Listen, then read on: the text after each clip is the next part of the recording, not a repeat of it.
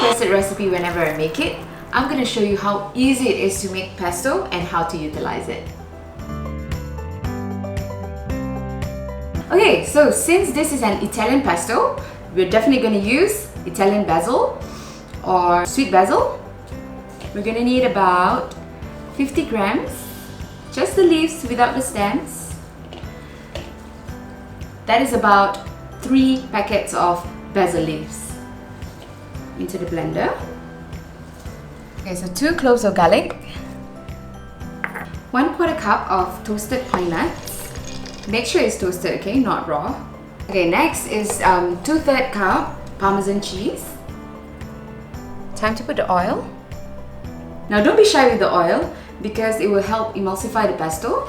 I use a 1/4 cup of olive oil. We can always add more oil if we need to later on. Okay, time to blend.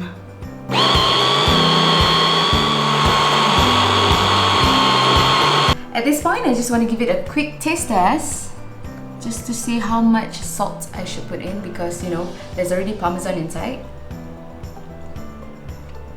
It needs a bit more salt. Alright, I'm going to go in with 1/4 teaspoon of salt, a good dash of pepper, a splash of oil just to smoothen it up. So you can store in a jar like this. It can keep up to 2 months in the freezer.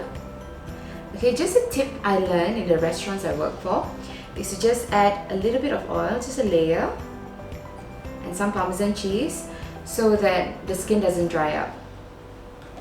Close it. It's always great to have a stash of pesto in your freezer or in the fridge because right now I'm going to use my stash to make some awesome pasta.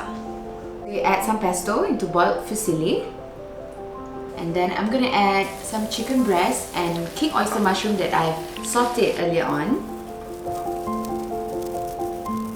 and some boiled pasta water that I've saved earlier on. This is important, it's going to bring the dish together. We're going to give it a quick mix. Of course, you have to add more parmesan and a bit of salt for seasoning. Continue mixing until it all comes together. I am going to taste.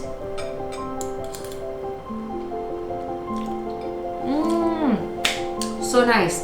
You can just throw in a couple of cherry tomatoes and the dish will be complete.